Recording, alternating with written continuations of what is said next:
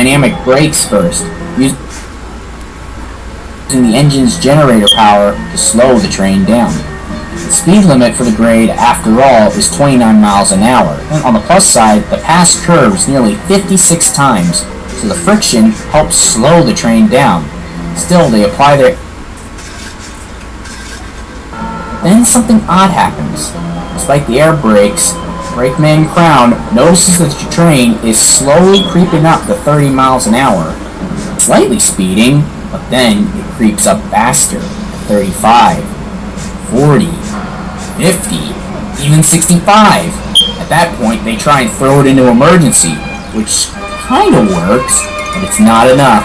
The brakes begin to burn up, and the train begins to fly down the hill as fast as 90 miles an hour, way too fast. At this point, the engineer wasn't even in control anymore. He and the rest of his crewmen became passengers, and gravity has hijacked the controls. They call ahead to West Colton Terminal, informing them about their problem. Then, Frank remembers that there's a set of houses at San Bernardino, right beside a curve. It was right there that the crew lost all hope.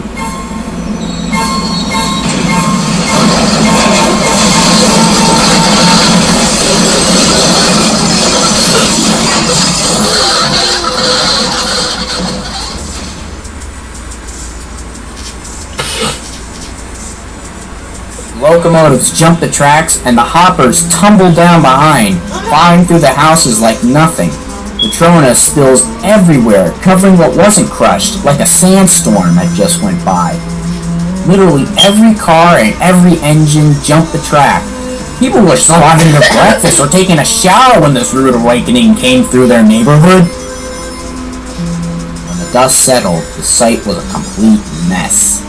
People feared something like this would happen, and now that nightmare was reality. Some people were even buried in what was once their homes. Even a swimming pool was no match for the train. The lead engines that suffered the worst damage lay upside down or on their sides, still smoldering, while the two helpers were mostly upright from the crash. Frank Holland amazingly climbs out of his crushed lead unit, but is badly injured with a punctured lung and several cracked ribs.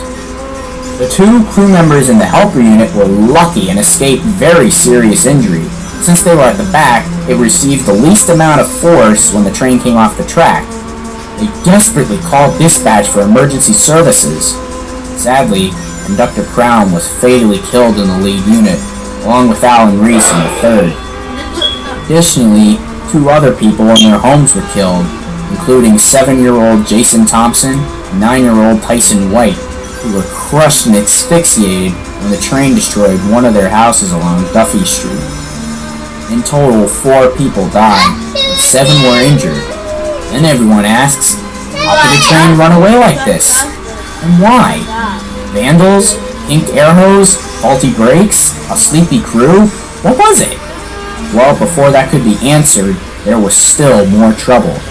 No one realized that the train derailed on an underground gas pipeline buried 6 feet underground.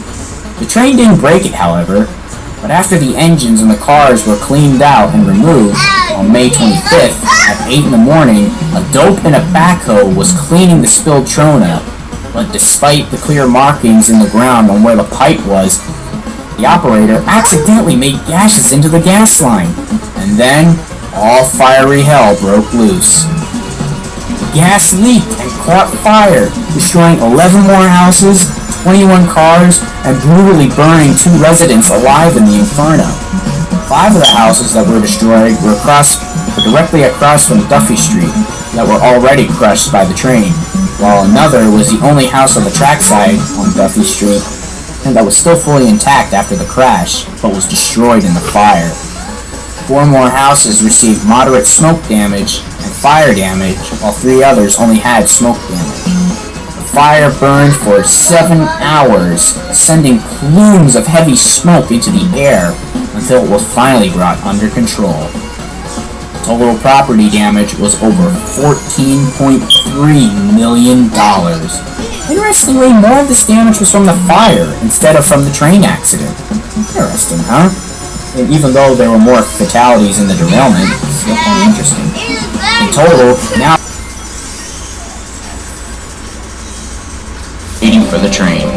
Today, 413 is huge. It consists of 3 engines, GP38-2W5586, and 2 SD40s, 5062 and 5104. They are pulling a high-speed snow spreader, 35 hoppers of grain, 7 flatbeds with large pipes, 45 hoppers with sulfur, 20 loaded tankers with all kinds of hazardous goodies, 6 more grain hoppers, and finally a caboose, making it a total of 6,124 feet long. That's just short of 2,000 meters. On this leg, engineer John Hudson and brakeman Mark Edwards will be in the lead unit, with the conductor Wayne Smith, known as Smitty, riding in the caboose. The crew board the train while it's still slowly crawling through Edston, which, although illegal and against CN regulations, will help save time and fuel, considering how long it would take to stop and start such a mammoth train. The 2 trains are face-to-face on the same track. However, there is a way for them to pass safely. After all, freight trains sharing tracks with passenger trains is not uncommon. At Hargwin, just outside of Dalehurst, there's a switch where CN 413 will stop at a signal on the track adjacent to the main line. The Via Rail will pass it on the main line, and then the CN can rejoin back onto the main line once the Via Rail is clear. However, Chase Maryland collision to come in the next year, this wasn't the case. CN 413 doesn't slow down. It instead rockets through the junction, picking up speed at 59 miles an hour, and forces its way back onto the main line, with no derail to stop them, heading straight for the Via Rail. Conductor Smitty tries to get through to the crew in the lead engine, warning them about the signals he's passing, wondering what were they. But what's going on inside the cab is about to be one of the greatest mysteries of Canadian railroad history. Via Rail number 4 is departing Hinton, which will be the last time it'll ever make a scheduled stop. As the train is making its way to Dalehurst, World War II veteran Kenneth Cuttle is sitting in the dome car, and he sees a horrifying sight. CN 413 is right in front of Via Rail 4, on the same track. And then, it happens. The 2 trains smash head-on into each other like 2 charging rams at a combined speed of nearly 125 miles an hour, around the same speed Regional 94 was going when it smacked into the 3 Conrails at Chase. Car after car bash into each other, and one hopper is even launched into the air and crushes a coach like a Japanese sumo wrestler. Finally, everything stops. The dome car, where Kenneth Cuttle was sitting in, was just inches away from being crushed by the pile of twisted steel and metal. The locomotives and some tanker cars from the CN are buried and are beginning to burn. When the caboose of the CN train slams to a stop, still upright along with some of the freight cars that did not derail, Smitty spots a huge ball of fire growling ahead of him and calls his crew and dispatch reporting the crash, and then calls emergency services. At the same time, the conductor of the Via Rail can hear the CN conductor and tells his side of the situation from the passenger train. Smitty then tries to contact his crew, however they never respond, so he heads to the front of the train to investigate, and when 2 officers stop and tell him the small summary of what has happened, the full reality sinks into Smitty. He will never see his 2 crewmen ever again. Finally, 45 minutes later, rescuers finally arrive. What they see is complete bedlam. 2 large trains have smashed into each other, and some of the tanker cars and diesel fuel from the engines are burning. Hundreds of people are injured and walking around like zombies after such a horrific crash. 23 people are dead, 71 are injured. Then there's the question, what caused this to happen, and why? It's very unclear why the CN train failed to stop, but there's a lot of plausible thoughts. Engineer Jack Hudson was an alcoholic and air brake also disables the dead man switch, rendering it useless. You then set the throttle at notch 8, or full throttle. If the dynamic brakes were selected as intended, this throttle setting would have caused the train to slow down a lot thanks to the electric generator. However, since the dynamic braking was not engaged, the setting only caused the train to accelerate. Therefore, the only functioning brake was the air brake, and this was not enough to counteract the engine power. The engineer climbed down from the cab, aligned the switch, and then attempted to reboard the accelerating locomotive.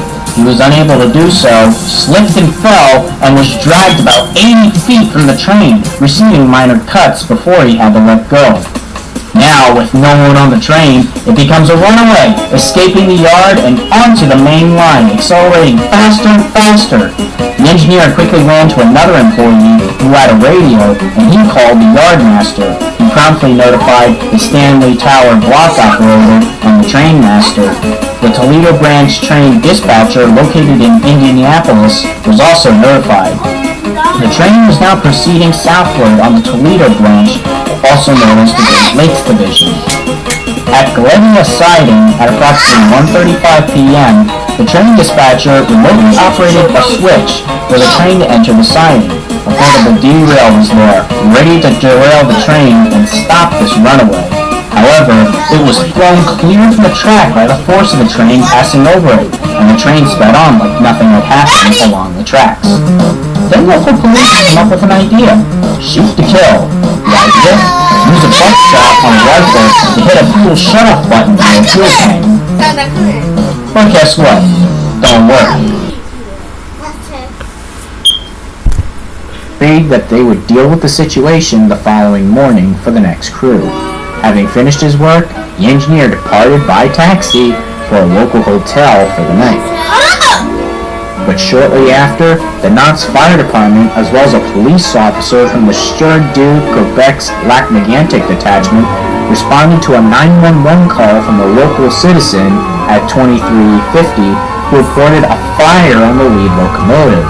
This was the one that was smoking. Before fighting the fire on the engine, its prime mover was immediately shut down. This was standard procedure with the fire department when dealing with any sort of fire. The fire department quickly extinguished the small oil fire on the locomotive and then notified MMA's rail traffic controller in Farnham to report that the train was now safe again.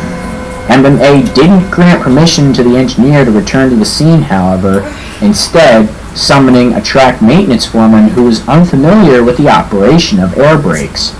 By 013, two MMA track maintenance employees had arrived from Lac-Mégantic to supervise on the train. The Knott's firefighters shortly thereafter left the scene as the MMA employees confirmed to the police officer and to Farnham Rail Traffic Control that the train was indeed safe. But now there was trouble. With all the locomotives shut down, the air compressor could no longer supply air to the air brake system, so air naturally began to leak from the brake system. The main air reservoirs were slowly being depleted and gradually reducing the effectiveness of the locomotive's air brakes. At 056, the air pressure had dropped so much that the handbrakes and air brakes could no longer hold the train, and it slowly began to roll downhill toward the town of Lac-Mégantic, just over 7 miles away.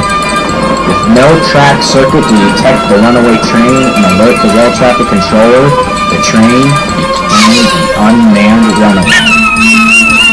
MMA2 entered the town at 63 miles an hour, entering the curve in an area with a speed limit of 10 miles an hour. And then the worst happens.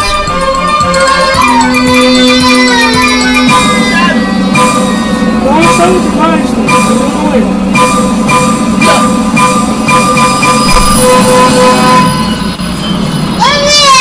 63 of the 72 tank cars, as well as the bumper car, derailed, with many of the tank cars rupturing badly from the impact. About 6 million liters of petroleum crude oil was quickly released, and the fire began just almost immediately, generating a ball of fire 3 times the height of the downtown buildings. The fire was so bright you could even see it from space, as NASA's Sumoi NPP satellite took this image of the glow of the fire from space. Crazy. People jumped from the third floor of buildings in the central business district to escape the heat. Shut down the engine before fighting the fire.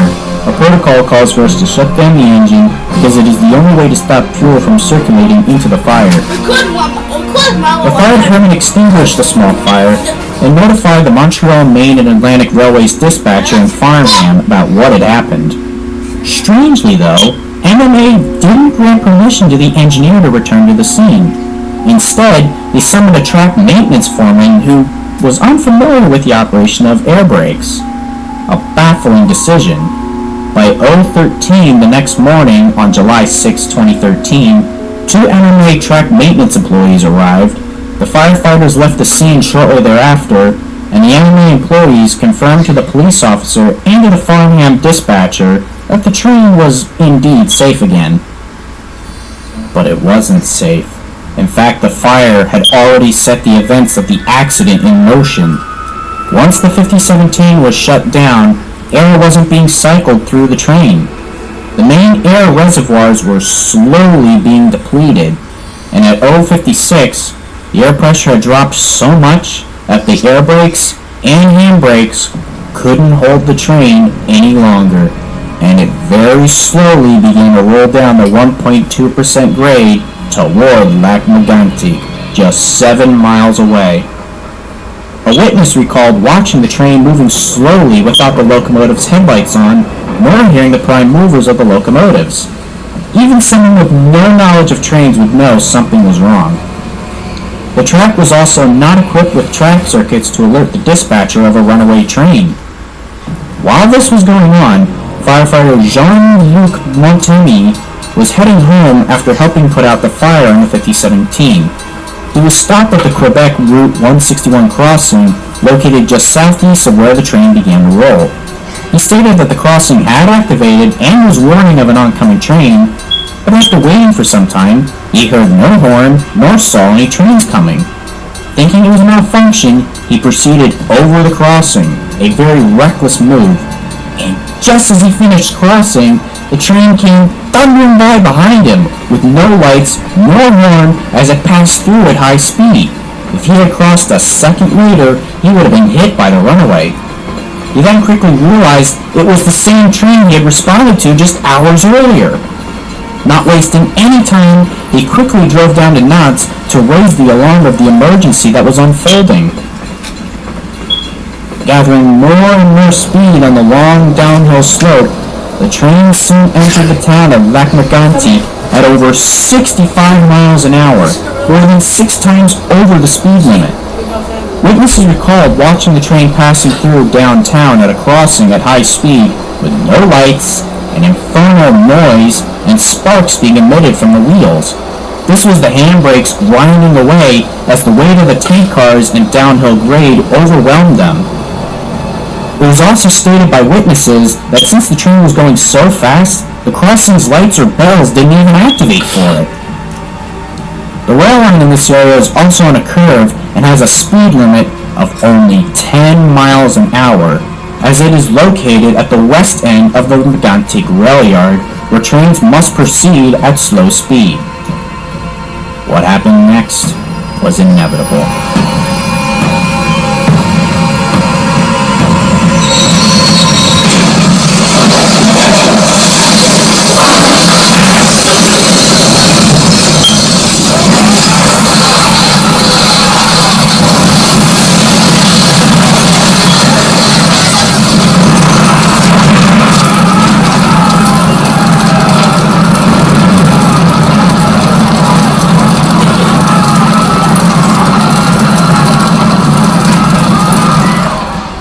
Buffer car and 65 tanker cars jumped the track right in the center of town near the Route 161 crossing up Frontenac Street. The impact breaches several of the tanker cars open, causing about 6 million liters of crude oil to spill out and ignite. People on the terrace at the music cafe a bar located next to the center of the derailment site, saw the tankers derail and fled for their lives as a blanket of oil generated a ball of fire 3 times the height of the downtown buildings in what was described as a tsunami of fire. Between 4 and 6 explosions were reported initially as the tank cars ruptured and crude oil escaped along the train's trajectory. Heat from the fires was felt as far as 2 kilometers away. The glow of the fire was so intense it could even be seen from space, as seen by this infrared image taken by NASA's Sumui NPP satellite. People had to jump from the 3rd floor of buildings in the central business district to escape the fire. As the blazing oil flowed over the ground, it entered the town's storm sewer system and emerged as huge fires towering from over storm sewer drains, manholes, and even chimneys and basements of buildings in the area. 150 firefighters were dispatched to the scene, describing it as looking like a war zone. Some were called from as far away as the city of Sherbrooke, Quebec, with as many as 8 trucks carrying 30 people being dispatched from Franklin County, Maine, in the United States. The engineer of MMA2 had no idea what the hell was going on, but was sure his train was still parked at the top of the hill at Nantes. Yard is gone. Planes, RJ, are 200 feet high. It's incredible. You can't believe it here. From the river right to the station. What the happened? I don't know. But soon he was given the chilling news. It's worse than that, my friend. Why? It's your train that rolled down? No. Yes, sir. No, RJ. Yes, sir. Holy yes, sir. That's what I got. It was confirmed at 2:30. At 2:30 that the fuel train rolled down. Yeah. Oh, and it was secure, RJ, when I left. The local hospital went into code orange, anticipating a high number of casualties and requesting reinforcements from other nearby medical centers. But at first, they received no seriously injured patients. A Canadian Red Cross volunteer said that there had to be no wounded. They all had to be dead. One off-duty music cafe cook was on the terrace at the time of the derailment and was treated for second-degree burns to one of his arms. About 1,000 people were evacuated initially after the derailment, explosion, and fires, with another 1,000 being evacuated later during the day because of toxic fumes from the smoke. Some took... On the morning of January 4th, 1987, Amtrak Train 94, the Colonial, was traveling north from Washington's Union Station to Boston South Station. The train consists of 2 relatively new Electromotive Division AEM-7 locomotives numbered 903 and 900, with 903 in the lead. Both were built in 1979, and 900 was the prototype for the AEM-7. The locomotives could easily do 125 miles an hour and were built to replace the aging former Pennsylvania Railroad GG1 fleet that have served since 1934. The 2 locomotives had 11 Amfleet 1s in tow, 2 of them being snack bar cars. There was also an older Heritage coach, second to last in the consist, number 7624. A crew of 5 and 660 passengers were on board the train, mostly families returning home from the holidays or students ready for the second semester in school. 35-year-old Jerome Evans was the engineer that day. The train departs Union Station at 12:30 p.m. Meanwhile, at Conrail's Bayview Yard just east of Baltimore, Conrail ENS 121 was preparing to leave light with just locomotives and no freight cars to Enola Yard in Harrisburg, Pennsylvania. The locomotives were 3 rather new General Electric B36-7 diesels delivered to Conrail in 1983, with 5044 in the lead, 5052 in the middle, and 5045 in the rear. 32-year-old Ricky Lynn Gates was the engineer, and 33-year-old Edward Butch Cromwell was the brakeman.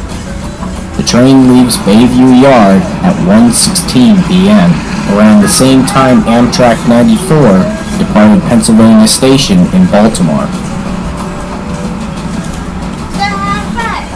Set to normal, and Track 2 was all lined up for Amtrak 94 to speed through, so the Conrail set would have to hold until the Amtrak train had passed before they could enter the corridor. However, this wouldn't be the case. Conrail ENS 121 was approaching wayside signal H16-1 at over 60 miles an hour, which was at approach, meaning ENS 121 was supposed to slow down to 30 miles an hour and prepare to stop at the next signal, which would be a stop signal. However, the train does not slow down. It continues past the signal, still going 60 miles an hour. Going under Ebenezer Road overpass, their Pennsylvania Railroad-style cab signals displayed a restricting aspect, wanting the crew to slow down to 15 miles an hour and be prepared to stop. But again, they didn't slow down. An alerter whistle should have sounded warning the crew about this, but someone had muted it with a piece of adhesive tape. Brakeman Cromwell was also supposed to call out the signals if Gates missed them, but he didn't. Finally, the engineer notices the final signal, 1 north, which showed a stop aspect, and Gates set the brakes to emergency stop. But because of their speed, they overshot the signal, and the 3 engines forced their way through the switch and slipped onto the main line onto Track 2. The same track Amtrak 94 was flying down.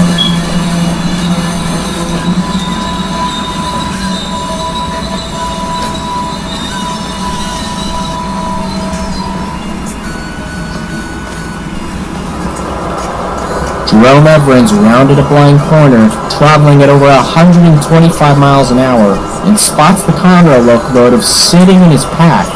He immediately hits the emergency brakes, but it was already too late.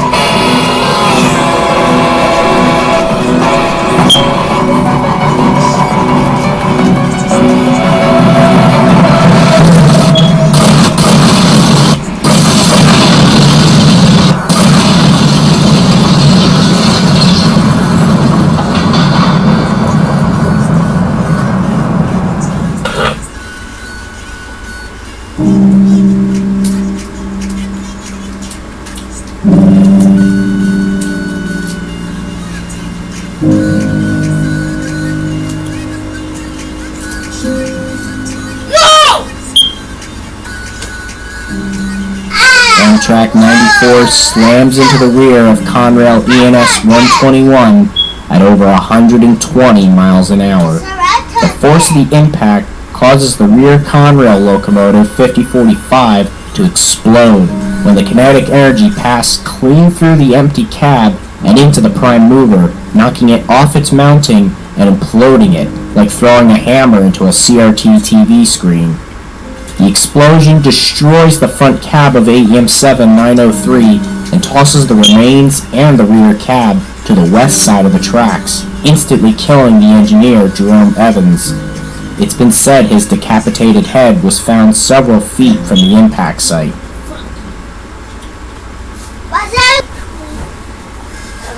The middle engine, 5052, suffered severe cab and nose damage, but the frame was mostly intact. 5044 suffered little damage but rolled several feet down the line from the impact before coming to a stop. The second Amtrak engine, 900, was crushed by the Amfleet cars that zigzagged and piled up on top of it. Experts said the force of the collision was shock. 911 calls flooded the emergency dispatch centers, at first reporting an explosion, but later reporting the actual train derailment. Most first responders feared the worst, and as it turned out, their fears were justified. Locals living nearby came to help the injured, with many of them aimlessly wandering like zombies, begging for help with severe injuries. Inside the mangled cars, luggage had fallen all around the victims, seats were ripped from their frames, crushing people, and even worse, inside the snack bar cars, the microwaves had flown from the snack bars and wedged themselves into the walkways, jamming exits. Suddenly there was a big jolt. Next thing you know, we're just tumbling all over the place, baggage just falling. It was just people flying all over the place. Mess. Total mess. There's people like yelling, like help me, like that. So I, ran up to the train. I crawled through the window, and that's when I seen Jim Howard and Catherine Howard. He must have hit his face against the seat, and his eye was all swelled and everything like that. And she was pretty bad. She couldn't walk at all or anything like that. So we grabbed her, and we handed her out the window, and we helped him out the window. See, everybody says don't move people to the accident, but then that diesel fuel and a fire, and you don't know if it's going to blow up or not or anything. So you don't think about it. Let's get people off the train. Within minutes, rescuers specially trained for on-site medical care raced to the scene and were quickly overwhelmed by the chaos and destruction. Passengers begged to the rescuers for their lives, desperate to escape. But unfortunately for rescuers, most of their tools, such as the jaws of life used in automobile accidents, were simply useless against the mangled train cars.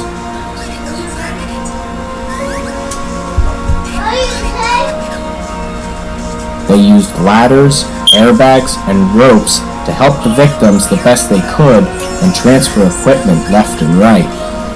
Some rescuers saw people take their last breaths right in front of them.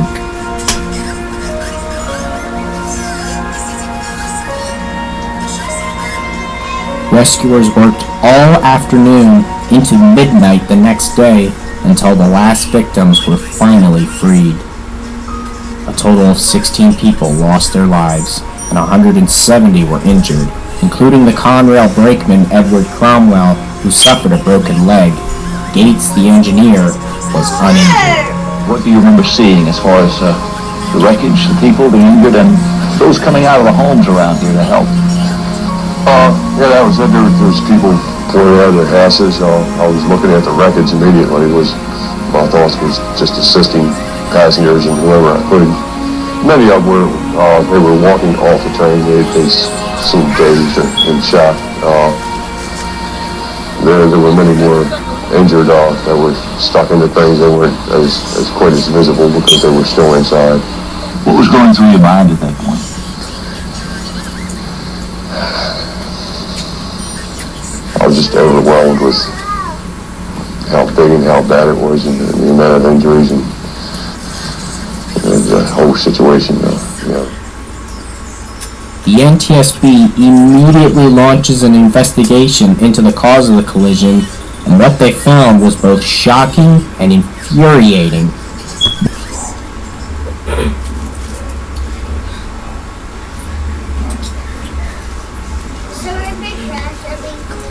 All BNSF ES-44 C4s, with 6990 leading, 6832 trailing, and 6745 as distributed. He's not doing it.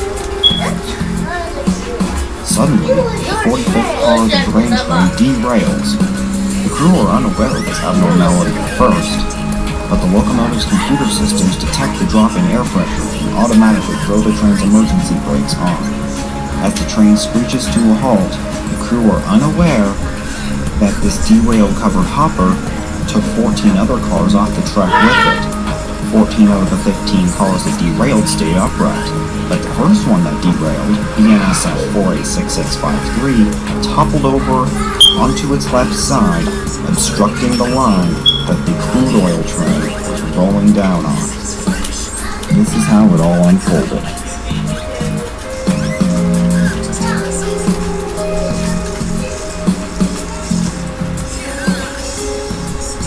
Signal maintainer, train going through Castleton.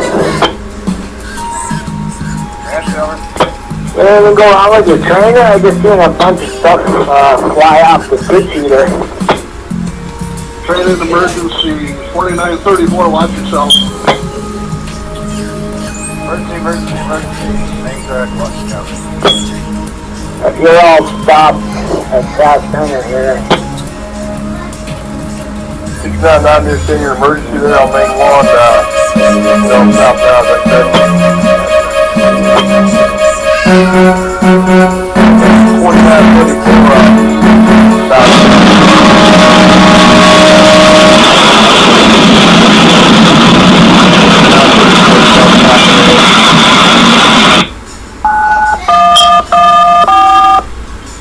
We are everywhere. There's a fire. We're keep train. Get out. Yeah, that's the Mount East Central. Huge emergency. We are everywhere. Keep train. We are on fire.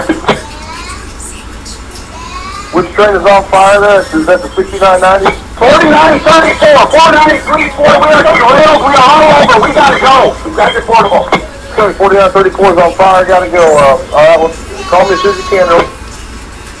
4934 hits the derailed car 486653 and flies through the snow.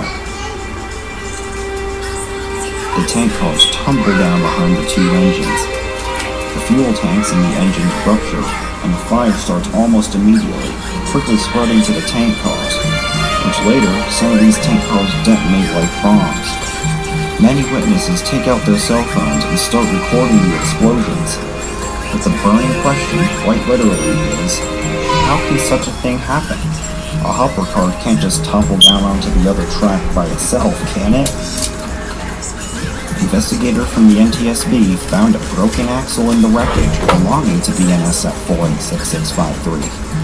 From this, they ruled that at 486653 had microscopic cracks in its axle, which finally gave way on the run through Castleton on December 30th. Additionally, the post-crash fire wouldn't have been as severe if the train that struck the derailed hopper was carrying a commodity less hazardous than petroleum crude oil. Even 5 years later, residents of Castleton still